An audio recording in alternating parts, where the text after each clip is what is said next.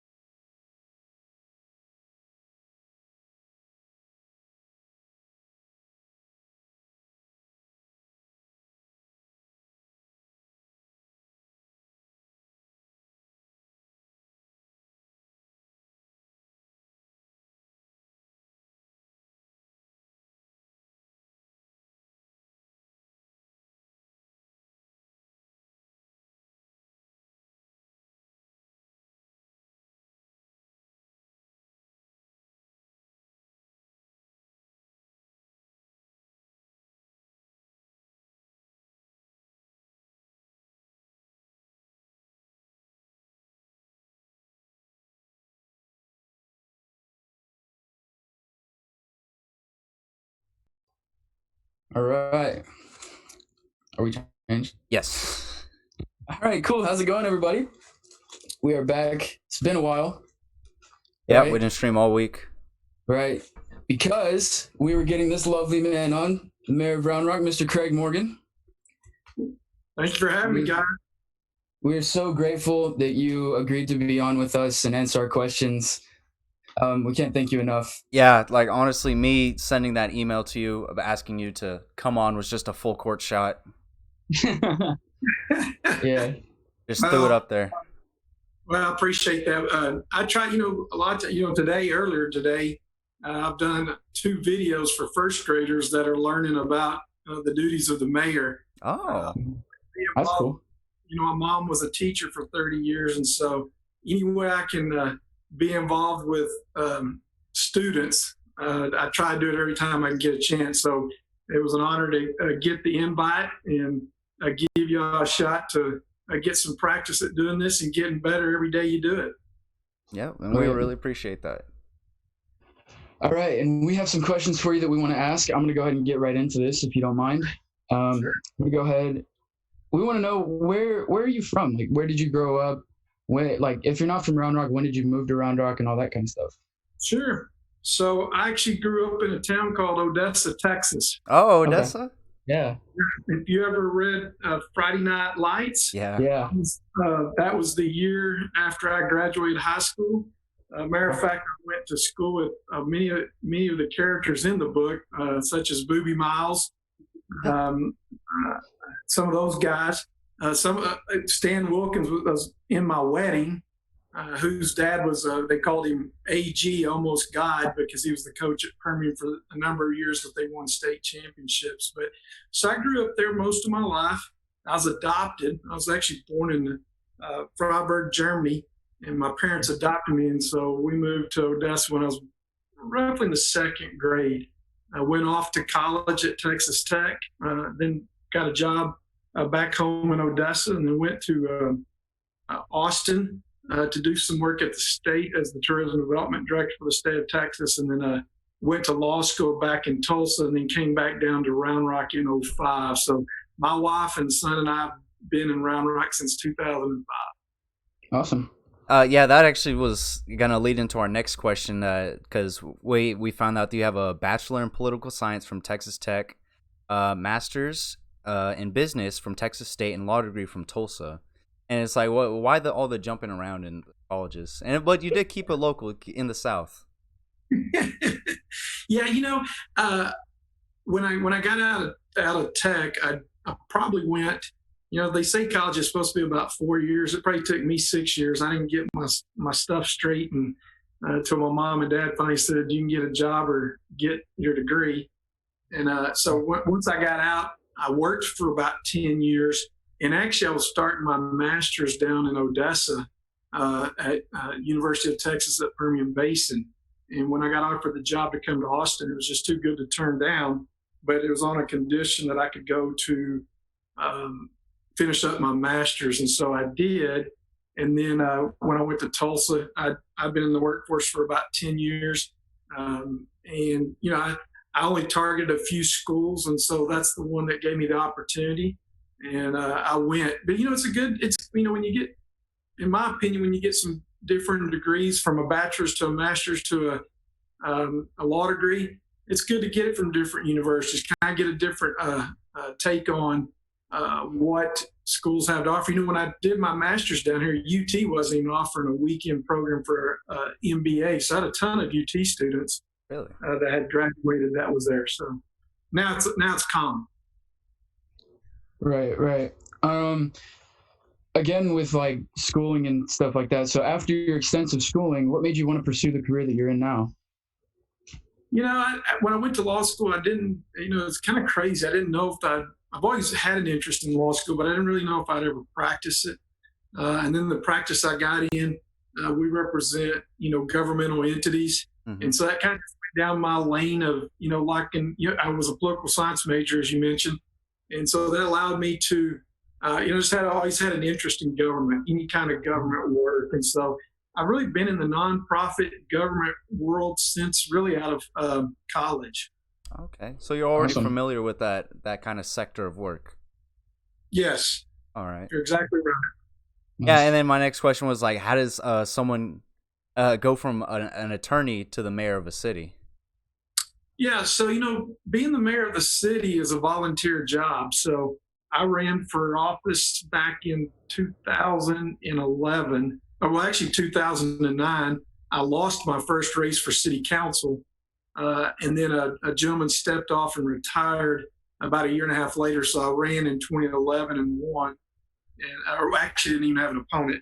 And then I served on the city council for 6 years. And so our mayor at the time had been on he was a 3-term mayor. He'd been there for 9 years as mayor and decided that it was time to move on. And I was at that point where I was coming off my second term, and just a decision I had to make. Did I want to stay on as a council member or take that next step to be the mayor? And so I chose to take that step and actually ran 3 years ago against a young lady that now is on the city council, and a student from Cedar Ridge actually ran against me 3 years ago.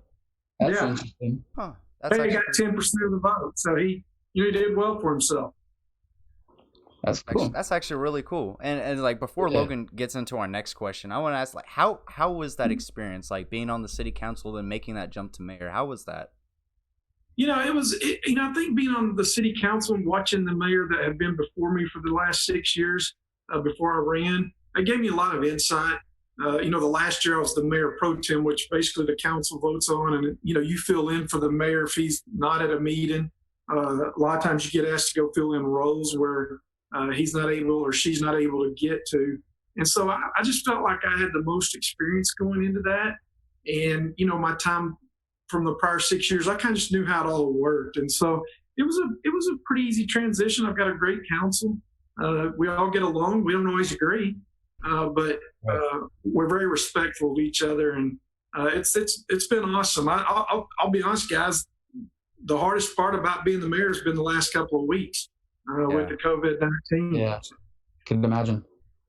Yeah, and before we hop into COVID, we're going to stray like a little path off. And while mine and Logan's research of you, we read that in 2019 that you got diagnosed with an intramedullary spinal cord arteriovenous malformation and had to undergo surgery. Sorry, that's just what a lot of big words. Say.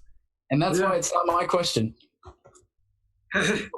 and our question for that is, like, how was that experience getting that diagnosis and the road to recovery after surgery?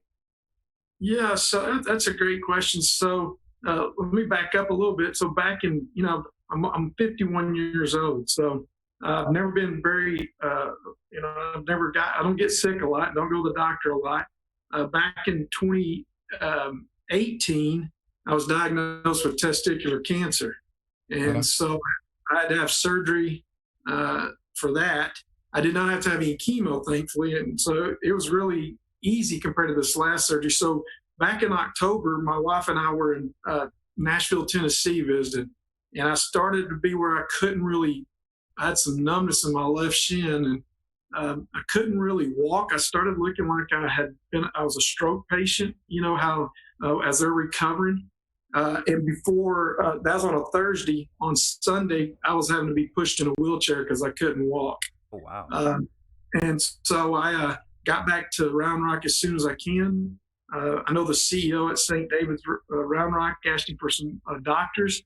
Got into a neurologist to do a CAT scan or CT scan on Monday and Tuesday of that week. Saw him on Wednesday. I was in surgery on Friday. What they thought it was about the size of a bean actually in my spinal cord. And so the surgery, it was very delicate. They had to go in, cut my spinal cord open, and then clean it. Well, what they found out was that 3.5-inch mass of what they call an AVM. That's a short term for it, Caleb, to say it. Because I don't even say it when people ask me. But so that surgery was 6 hours. And then I was in the hospital for 26 days and still doing rehab as we speak today. Wow. And still am using a cane right now with my foot still has what they call some foot drop, kind of sits here like this. It won't, and so I have no balance. And but it's impacted me. It impacted my bowel and bladder. I mean, it's been a tough issue, but there was a reason it happened, and I don't know what it was. No one knows why they come. You can get them in your brain, but basically it's just I had a stroke in my spinal cord. Wow, that's That's Hey, crazy. but I mean, look at you today, still alive and kicking. Yeah. You're All in exactly office. right. That's right. You have to. I had to announce for re-election in February, and quite frankly, in October, I didn't know if I was going to be able to run for re-election because when they pulled the mass out, they didn't know if it was cancerous or not, and so it took them about 2.5 weeks to get those tests back. So I was thankful it wasn't cancer. It allowed me to focus on my rehab, and then it allowed me to seek a second term to office. It's awesome. Yeah. That's that's a crazy story It is real crazy. that you went through. And I don't think I could handle going through that. definitely not. You find out how strong you are whenever you have that stuff, and Right. life throws things all the time at us. I mean, I would argue that you guys and the students that are not in school because of COVID-19 are going through your own challenges, right? So Right. it'll make you a better person in the future, I promise. Right. And kind of piggybacking off the surgery questions, I want to know, since the surgery, how have you like dealt with stress in your life? It's I've always worked out, some kind of form of working out. And so I still work out with a trainer a couple days a week. I have a therapist that has to work on my rehab as well, even though the trainer's doing the same thing. Mm-hmm. But I get rid of my stress by a couple of things. Working out more than anything helps. And then, my one love is golf. But I'm unable to play it right now because I can't, again, I'm left-handed and it's my left foot. And so I don't have any balance. But that's another way I kind of get away from kind of the things of life, job stuff at the city. We've got with this pandemic, we have some major budget cuts coming, so it'll be a tough, next couple 6 months. Right. Yeah. Another thing with the whole surgery, I just want to know, is there anything from your past overcoming the surgery that you wish you could redo, or anything that you regret, anything at all like that? Sure. I mean, I think there's always things in life that you regret doing when you're younger. As you get older, I'm pretty much an extrovert, and sometimes I wonder if I treated people the way I should. Probably was raised not to treat them. That always worries me. You always think you hear a lot about bullying and stuff going on in schools, and I'm sure it happened when I was in school. I just hope I wasn't part of that. But there's other things I've done that you always potentially regret doing. But you know what? We're all going to make mistakes. And the best thing to do is if you learn from them, and that's what I do feel like I've learned from them. What the surgery has done, Logan, is really, it puts perspective in your life. I mean, I could have been crippled. I could have been paralyzed. Right. A full paraplegic, and so you're just thankful and grateful for the things that you have. And so many times we sit around and wonder what, I wish I had this. I wish I had that. I wish I had this. And you know what? We've all got pretty good lives, and there's people that have gone through a lot worse than me. And I've kind of gotten strength through them. In the mayor's role, I've met some young children that are fighting leukemia and other diseases, and they do it with such courage and strength that it gives you motivation not to feel sorry for yourself. Right.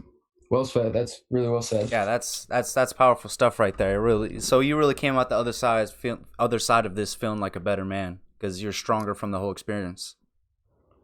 I do believe that. I think I've had some challenges in life, but just even like the testicular cancer, it wasn't as tough. But you experience death in life. I've lost some good friends early on in life, and so. But this really has, really, I think I'm not afraid to take on too much right now. But it teaches you a lot of things. That's good. Yeah, definitely. All right. Well, now we're going to transition into more COVID-19 related questions, and actually. Oh yeah, it is.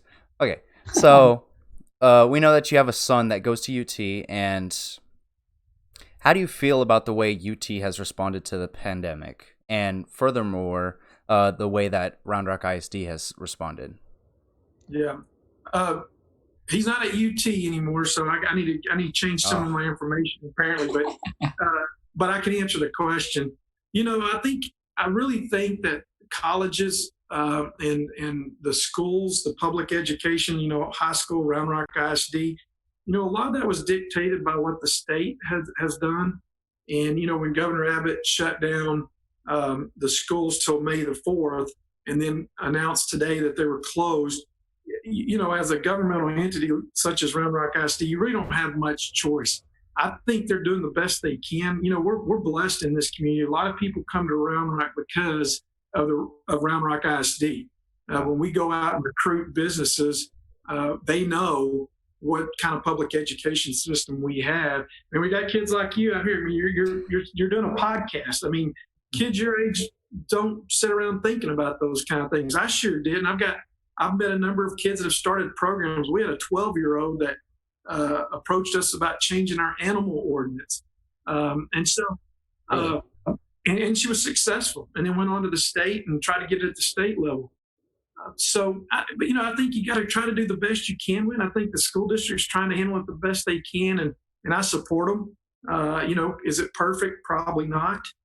But that's a tough situation and tough environment that they're having to really address. And so I commend them.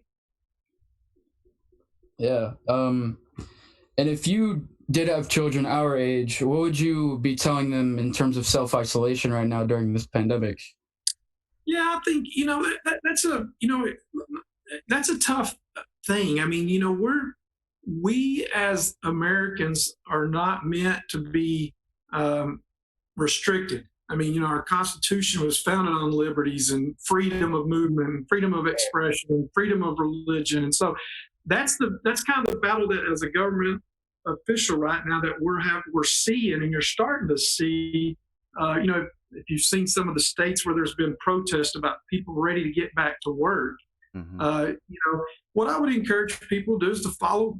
They've proven that really it's all about social distancing as much as anything. And so, I think you can do any activity and keep a social distance away from other people. And if you want to wear a mask, I prefer to wear a mask if I'm out in, like at HEB. But I don't wear a mask in other places. If you're walking on the trail, just make sure you're 6 feet apart. If you're, if you want to, I've seen some families pull up lawn chairs and have them sitting out 6 feet apart, and they're getting to know their neighbors. And that's the one thing that this pandemic has done, is it's made families hang out together, and neighbors get to know neighbors. Right. And so you got to live life. I'm a firm believer of that. No one wants this. I don't think anybody wants to get COVID-19. I mean, you hear how tough it is on people and all that, but at the same time, I'm one of those that I'm not going to just sit in the house and be afraid. I'm going to try to do everything I can, wash my hands, put hand sanitizer on when I'm everywhere I can and every chance I get. So I would just encourage, kids your age to do those things, and I think from what we're seeing on the data, y'all are probably a little less susceptible to it, but you're still seeing young people get it. So you gotta be careful. So I wouldn't be going and kissing my girlfriend. How about that? No, none of that.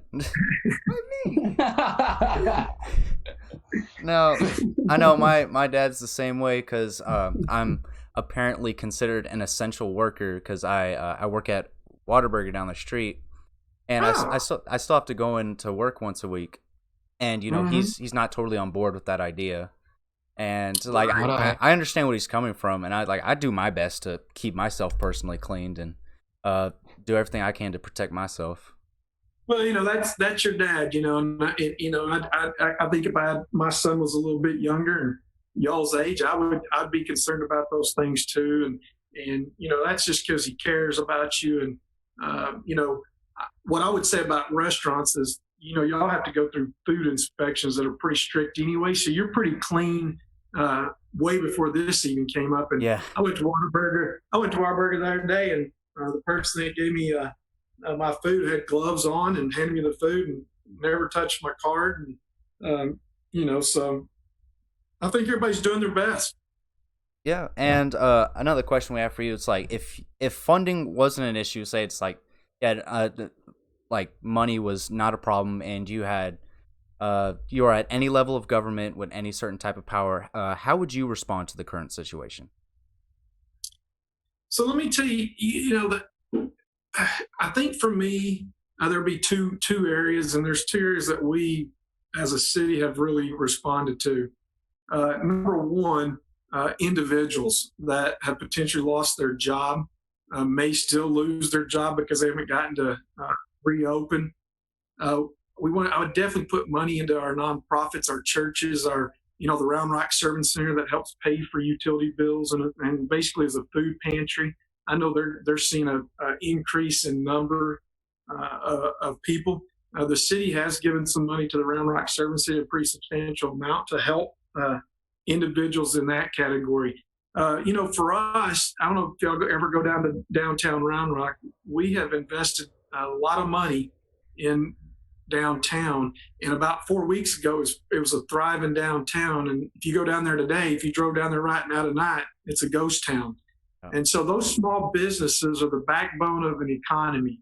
And so what we did is me along with a couple other people put a group together called Round Rock Cares, and we got $25,000 donation from Dell Technologies, $25,000 from the city, $25,000 from the Round Rock Chamber, and $25,000 from the Greater Round Rock Community Foundation to start as a seed. And then we asked for donations. And then what we allowed is small businesses, 50 full-time employees or less, and a Round Rock address to apply for applications to help with rent, payroll. That way it bridges it that whenever they reopen, they're able to reopen and not be permanently closed, because if they're permanently closed, we have much bigger issues, unemployment. Sometimes, you'll see suicide spike in this kind of environment because people they're desperate. And so we've raised that money. We're up to about almost $400,000, but we have about a little over $1 million in needs. So we still have a long ways to go. But that's the two areas I would probably focus on the most, and I have. Yeah, I mean, y'all done a good job so far. I mean, raising that kind of fund. I mean, you still have a way to go, but the progress you made, it shouldn't go unnoticed. I mean, it's commendable. Right. Thank you. My next question was actually just answered. Oh, really? Yeah. Oh. It was how are you combating the pandemic within Round Rock? And yeah, you mentioned that with the... Right. Yeah, well, let me tell you. Let me more on the what we did early on was when our county judge declared, so for just some background, only a mayor in a city can declare an emergency. In a county, only the county judge can declare an emergency, and then in the state, the governor declares it. But the state trumps the county and the county trumps the city. So when our county judge declared an emergency, we didn't really declare an emergency in Round Rock. But what we did do is we closed the library, we closed Clay Matson, we closed the Baca Center that has a lot of senior citizens. We closed the Play for All buildings, high trafficked areas, to make sure we tried to eliminate that spread from people coming to it. City Hall is closed now. There's drop boxes, and it has to all be done by appointment if you have to come. And so those are some of the things that we do. And now we're doing our meetings by Zoom. Next Thursday night I have a meeting, and we do it by Zoom. I'll be at the council chambers, and then all the rest of the council members are just like you and Logan sitting here. And so we'll, Governor Abbott did some reopening today a little bit. We don't know where it impacts us yet, but we are starting to look at ways for us to reopen some of our government facilities so people are able to come as long as they're following the social distance guidelines. Right. Nice. A lot of good stuff happening behind the scenes, really. Yeah. And I think this is a good point to take a quick break, have a 2-minute commercial break, and we'll be right back at you guys. All righty.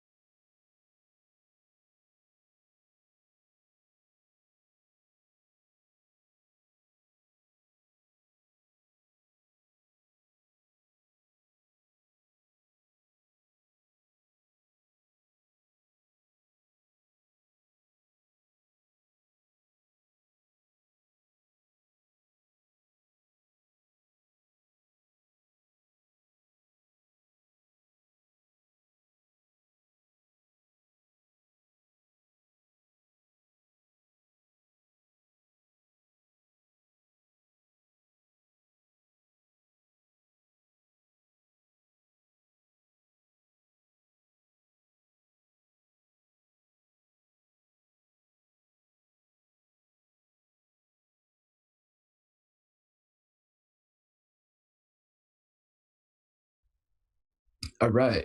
All right, guys, and we're back. Thank you for that. I know there wasn't actually an ad there, but sooner or later there will be. Not how Twitch works, but all right. Yes, it will, because hush. All right, next question. All right. Okay. And I'm pretty sure that you're aware that Round Rock has the highest number of COVID cases in Williamson County, and why do you think the reason of that is? Well, what I think people have to remember is that Round Rock's the largest city in Williamson County. Right. And so you would expect it, just like Austin and Travis County's got the highest number of cases, the city of Austin does. And so that's probably the main reason. I think the thing to look at it on these numbers, and I think if I remember correctly today, there's about 140 cases, but 78 have already recovered. Oh. And so they have fully recovered. And so that's a good thing that people are recovering. And, one death is too many. You don't ever want to lose a life. But, we've maintained it at 4, and that's been that way for at least the last week and a half, I think. So, but yeah, it's just sheer numbers. I mean, we have about 110,000. And then if you count our ETJ, it's probably 150,000 where there's a Round Rock address. So we're going to have the largest amount. We expected that. Wow. Yeah, but personally, I think that the highest COVID cases, because I know around people our age really are not doing their best at self-isolation. Because I've seen friends just hanging out all day, but it's like you said, we're less susceptible to get it, but the chances of us bringing it into our homes to our family members that can get it are high. And I feel like that's where a lot of the cases come from. I would totally agree with that. And that's where, you make a great point. You aren't, you may not be as susceptible, but you could bring it home to your mom and dad who may be more susceptible. I live with, my mother-in-law lives with us, and, Called it. All right, just for the people that are confused right now, I told Logan that the Zoom call was going to end after 40 minutes, and he was like, no, it's not. And I was like, dude, I guess I'll believe you.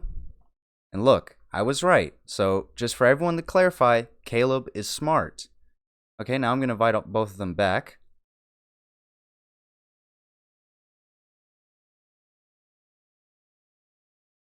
Yeah, because Caleb's the smartest one here.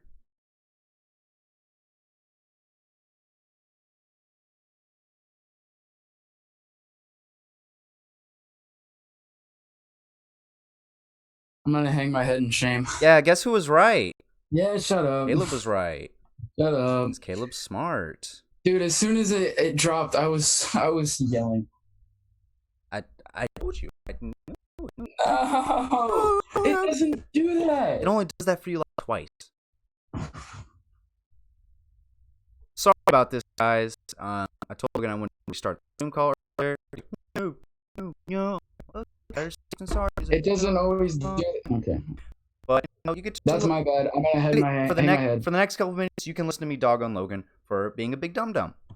I'll be back. He wanted to listen to Caleb, who's obviously the smarter being, and now I have to re-invite the mayor to our session, which makes us look bad because it makes us look unprofessional. But we're kids, so it doesn't really matter. But anyway, I'll have him back here in a couple of minutes once I can send this.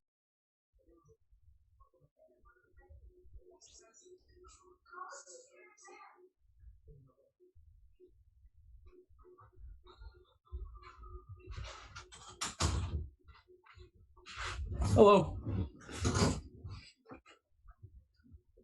Again, that's my fault, everybody. Oops. Yep.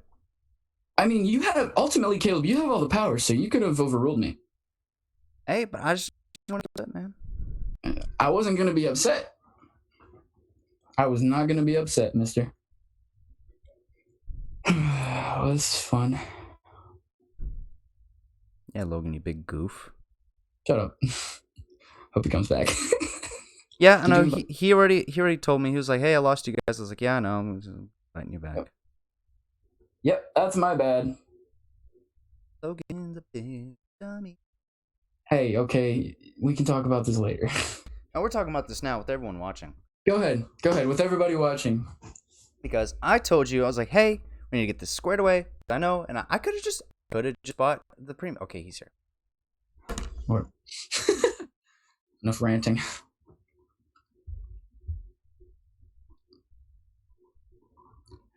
Yep, sorry about that. As you can see. I'm gonna go ahead and hang my head in shame. There you go.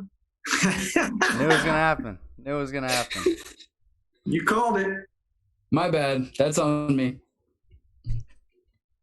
Okay. All right, Logan, go ahead and hit the next question. We already got the gist of mine. Okay. Now, how did y'all put that screen where there's all three of us? Who did that? The what? Who did the what? Where we could see all three of us on there. Oh, that was me. He's talking about on his end. Oh, There should be a thing in the corner that says speaker view or gallery view. I think it's gallery view. He lost his audio. I'm not sure. I don't really. Can you hear me? Yep, Yes. you're back. Yeah. All right. Cool. So, my next question is. Oh, hold on. more Also, before you say this, Logan is very proud of this question. I don't know if I'm proud because I could be completely wrong. That's why I was gonna get into it and have a little prerequisite. There you go. I was doing a little bit of research and I could be completely wrong, so call me out if I'm wrong. But I read in an article that if the Chapter 3 tax administration legislation passes, Round Rock's GDP could stand to lose $20 million. Is that correct in any form? Am I kind of close? You are spot on. Okay. So let me explain it a little bit just for you guys. So Dell Technologies came here 25 years ago. Yep. And the cities across the state are allowed to enter into what they call Chapter 380 agreements, where you can incentivize businesses. Well, back then Michael Dell was a young businessman, actually a student at UT, and he tried to get some incentives from Austin and city of Austin didn't take a chance on him. And so when he came to Round Rock, we signed a deal. And as part of that deal, any computer or software that is sold on the internet in Texas, okay, so if you're in, let's say in Odessa, and someone buys a Dell computer, Round Rock gets that sales tax. And so that sales tax offset property tax. So the legislature is, our comptroller is looking to ban that, where if you bought it in Odessa, then Odessa gets the sales tax. Right. And that's how it works. If you go into Best Buy in Round Rock, then Round Rock gets that sales tax. If you go to Best Buy in Pflugerville and you buy something, then Pflugerville gets it. But it's never been that way with the internet sales. Right. Now, when it goes outside of state, then the sales tax goes to those cities. But within Texas, and so that would take, if they took that and changed the rule, it would cost us about $20 million in revenue. Wow, that's insane. That is crazy. That is a lot of money. Yeah, that is a lot of money just for a couple handfuls of tax every time. Right, especially from the numbers that I've seen doing my research. I don't have to get into that because I don't know what I'm talking about. You did great. Hey, you got it. You got it. I'm happy with that one. Yeah. So I also did read about that later on in the article of what you just said, and it's kind of crazy to think about that they could actually take that away. Yeah, well, 45 highway, 45 right beside Dell, that was built because of Dell. We use that sales tax money to put infrastructure in because there's 14,000 employees that live up in this area. And Right. so, the cost of government's not cheap. I know sometimes people think all we do is spend, and spend, but we've been pretty conservative in Round Rock and, still have one of the lowest tax rates for a city our size across the whole state of Texas. Yeah. Good deal. Well, Thank you so much. I was really curious, like genuinely curious about that one. all right, Logan, great you got the next question again because my question's a repeat from earlier. Oh, it is? Okay, cool.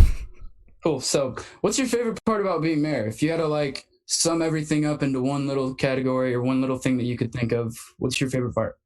I really like meeting people. I mean, I like doing this. I will even meet with people that don't agree with me. I'll meet with people that are mad at me. I'll give you an instance where last year, I don't know if y'all saw it, but we were having some trouble with the noise in the downtown area, and there's neighborhoods around there. And the neighborhood had complained for a while to us, and we finally, went down there and we addressed the issue. But you've got to do that. I'm not in this, but I know that not everybody's going to agree with everything I do, but we can learn from each other. And so I really do, my personality is set to really get to know people, meet people. I like to hear their story. I like to hear, what's unique about them. We're all unique, I think, in our own way. And so that's really what I like doing. I love going to the schools. It's never the high schools or junior highs that invite me. It's always the elementaries. But, all the kids like you at that age. Right. Yeah, I would say. I mean, you have similar personality to Logan's because I personally don't like people too much. And the introvert of the group. Yeah, I'm usually extremely introverted. I do my best to get out there. That's fine. But yeah, that's fine.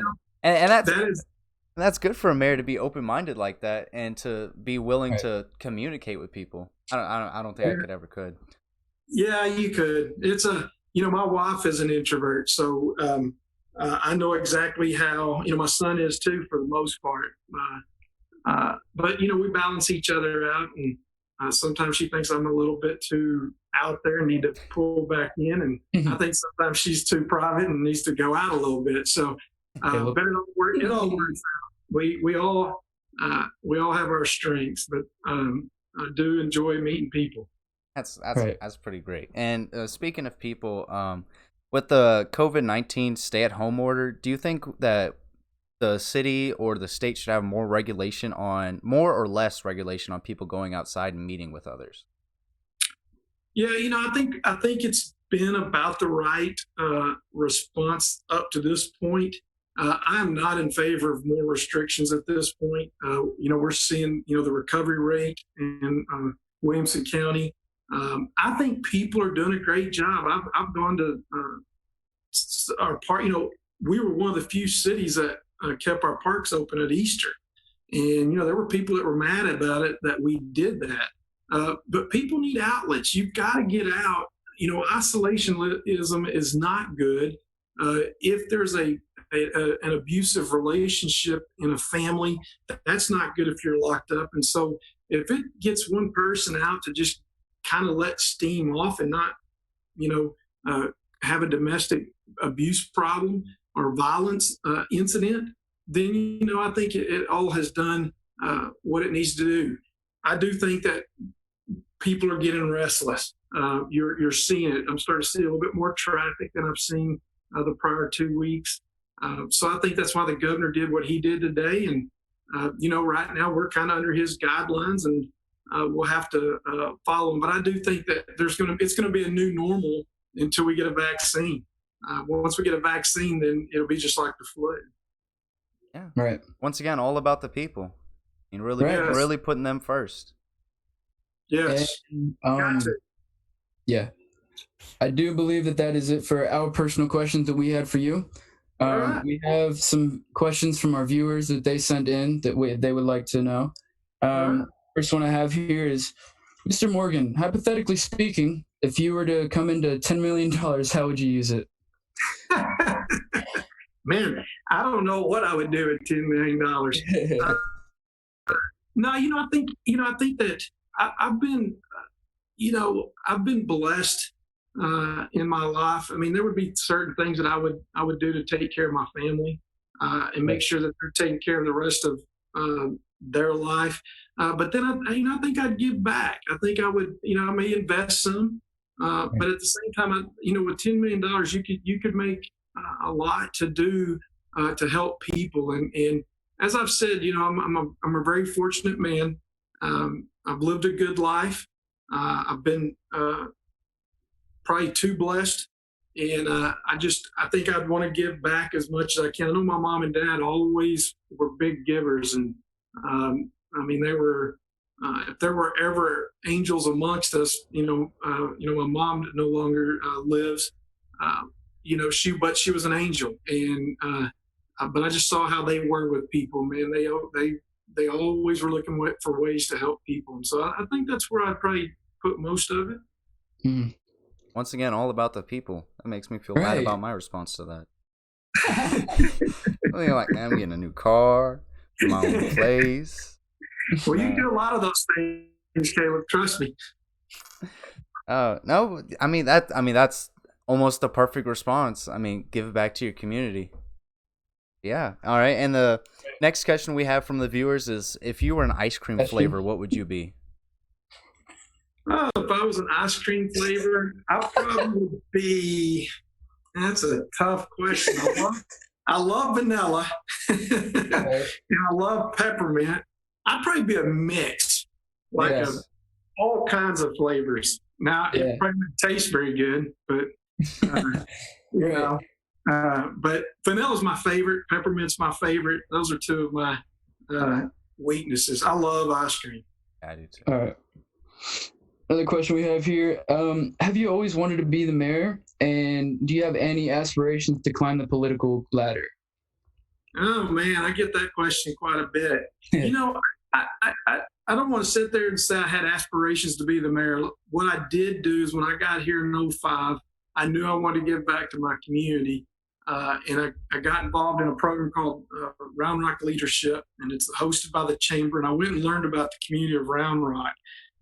And then I just started finding ways that I wanted to plug in. And I knew the government had an interest for me. And so, I served on some commissions and some committees, Charter Review Committee, and then I was on the Planning and Zoning Commission. And so just one step kind of led to another. After diving political aspirations, I really like being the mayor.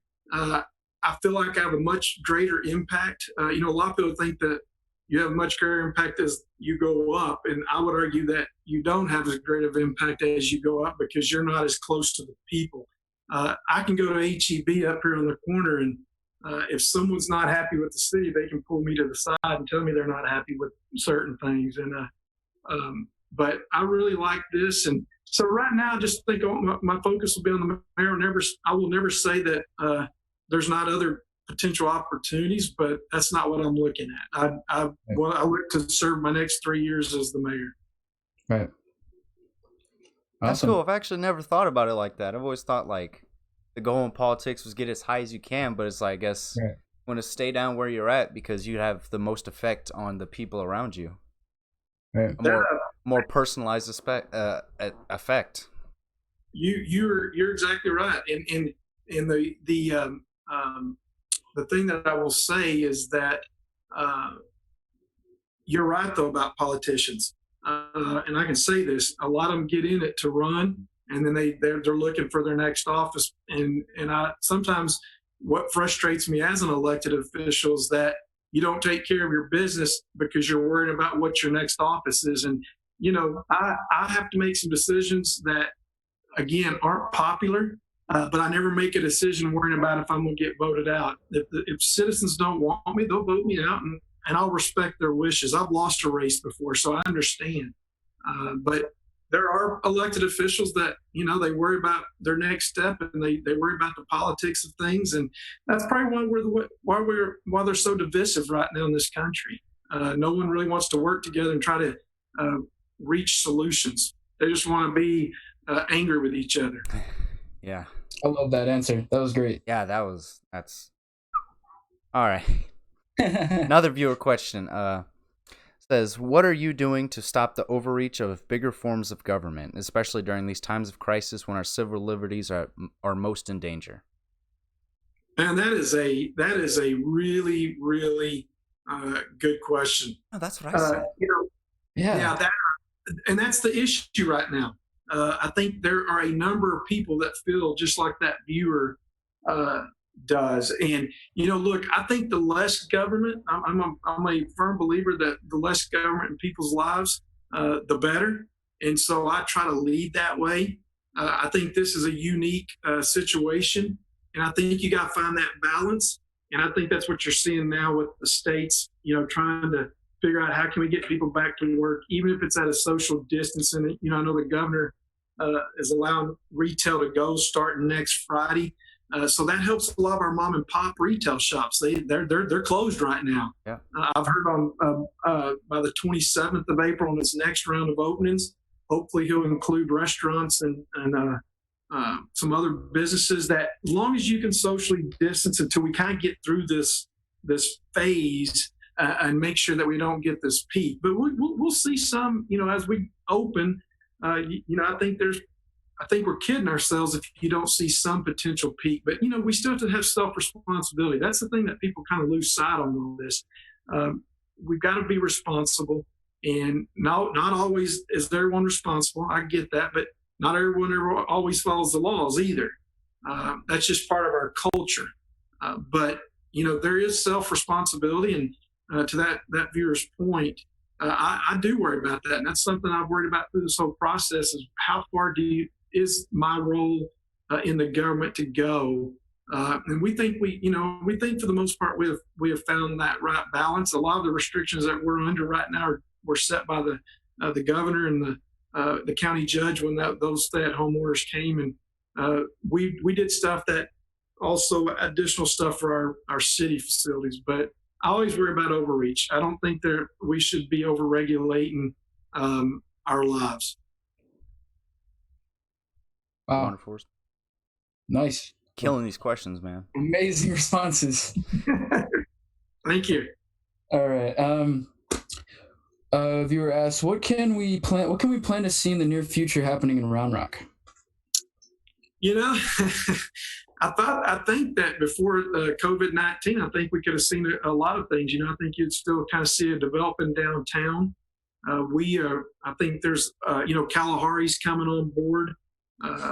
If you live over in this area, you've seen it. Mhm. And that will bring a whole new environment to Round Rock. I think you'll start seeing a lot more entertainment up in that area. They own the 150 acres around there, so you have the Dell Diamond with that in conjunction. So I think you'll see a lot of entertainment coming. We'll see more restaurants on the east side now that, most of them are on the west of 35, but, Kalahari's going to bring a number of restaurants here. I think you'll continue to see stuff with our sports capital of Texas. It's important that we bring people to our city because they put the least pressure on our services. So I think those are some of the things that you would see, and we will continue to do everything we can. I know I will, to make sure we keep having a thriving downtown. Yeah. And I mean, as someone that, I haven't been in Round Rock my entire life, but I've been in here for a good lot of it. But I will say the Dell Diamond really was my childhood, and I just loved having that in the city that I lived in, because it's just amazing to go to a baseball game on a Friday night and just head back home. And with downtown too, whenever when me and Logan were in middle school, it wasn't as developed as it was now, and to see it pop out the way it has is pretty fantastic. Yeah, definitely. For people like y'all that have been here a while, I've kind of seen it evolve since '05. We're doing a lot of investment down there. It's in the millions, probably over $200 million in through that whole downtown area. And now that's over, a number of years. That's not over 1 year or 2 year period, but that's how they develop. Our job as the government, is we need to create a sense of place. And our downtown creates that sense of place, of being connected. And if we create that sense of place and quality of life things, and our school district continues to do well, that's what brings the people that want to live here and be a part of this great community. Yeah. All right. Another viewer question: how did you get started in politics, and what connections did you already have, and how did you obtain them? And what does the daily lifestyle outside of quarantine look like for a mayor? Great question. So again, when I started that Leadership Round Rock program, I met people, and then I started reaching out to people that were in positions of power and that I knew were influencers in the community, and visited with them to kind of see what they thought, and kind of what they thought about Round Rock and how it's grown, and what role they played.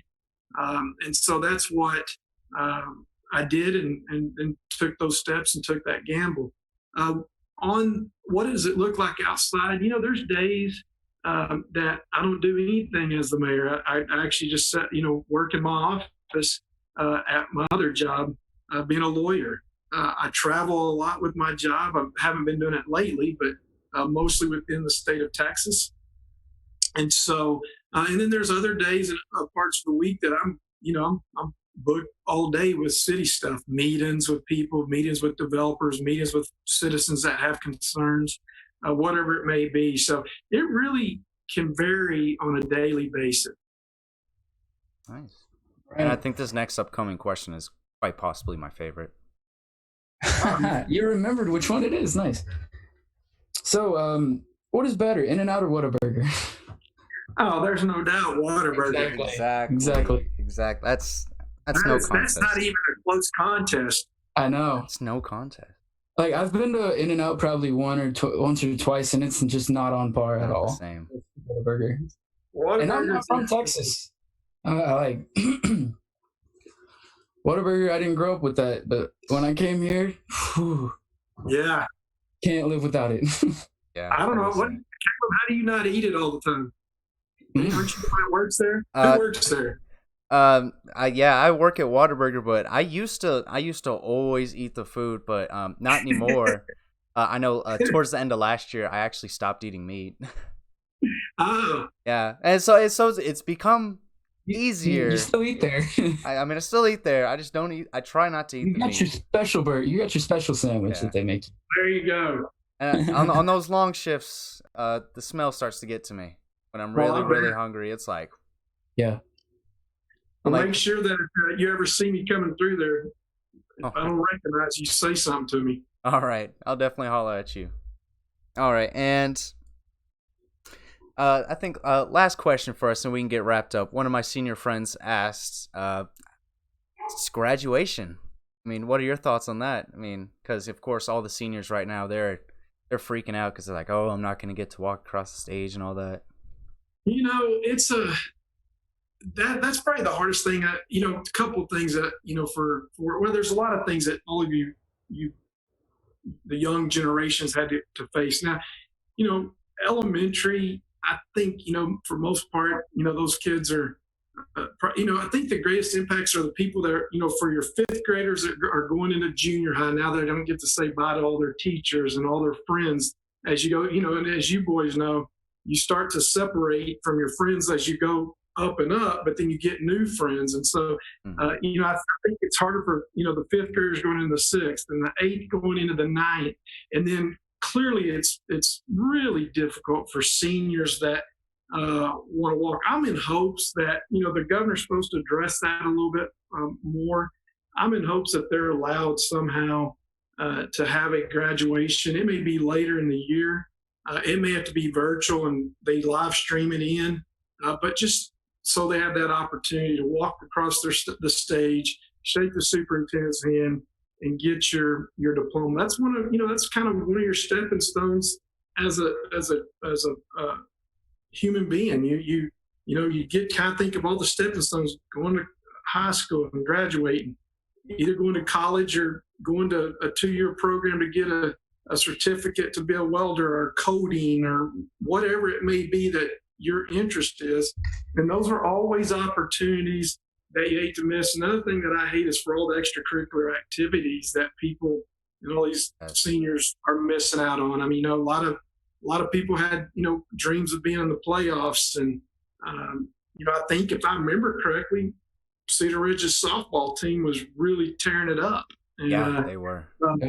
And even their baseball team, I think, was doing pretty well. And so, them too. Round Rock, I've got friends that have kids at Round Rock. Their baseball team is always solid. So, I just kind of feel bad for, that's where it kind of hits me the most because, I was an athlete and I remember those days and I had a lot of good friends and, still have friends from those days. So hopefully they'll get a graduation.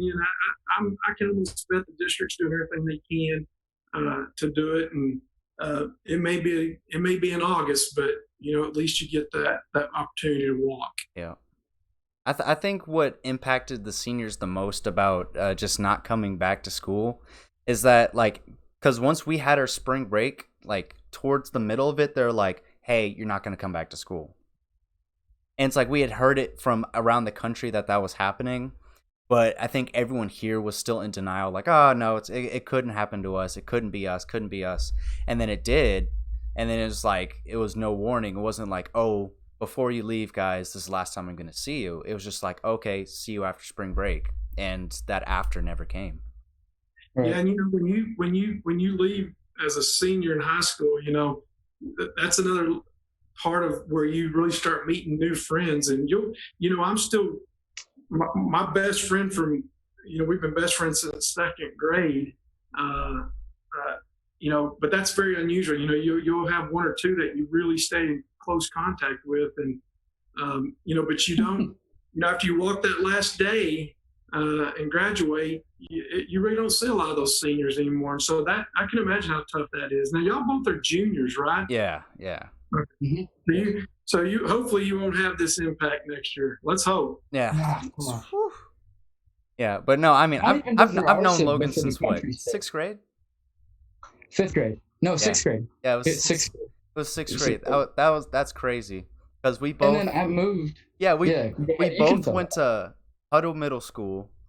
He moved to Utah, and then I moved to Round Rock here, and then he bumped around states and came to the exact same middle school in Round Rock I was at, CD Folks. That's awesome. Yeah, that's great. Yeah, you'll maintain those friendships, especially if you guys are pretty close. You'll like I said, it's kind of weird. My best friend and I lived back in the day, that's probably about 1.5 miles from each other, and now we live less than 1 mile from each other in Round Rock, and it just was coincidence. Right. Well, yeah, Logan, if you don't have any other questions for him, I think we're all good here. That's everything we've got. Again, we want to thank you so much for being on, taking time out of your day to answer our questions, no matter how dumb they were. Yeah. Hey, y'all did really well, and you prepared very well. Sometimes I have media interviews that don't prepare as well as y'all did, and so I commend you boys for doing that. Keep doing this, and hang in there, and keep building it up, and make sure you invite me back again, and as you get bigger, and I can say, yeah, I remember when, and now you're all big time. So don't ever hesitate to reach out to me if you need anything. All right, guys. Of course. Yep. All right, and thank you. I mean, I can't put it in words how grateful I am that you really came on and answered all of our questions, because this was huge for us, and you did wonderful. I mean, yeah, we were throwing questions at you, and you was ready. Yeah. Well, I appreciate it. Y'all keep doing good work, and again, I'll be glad to come back anytime. All right, and then farewell to all the people watching. Logan, any last goodbye?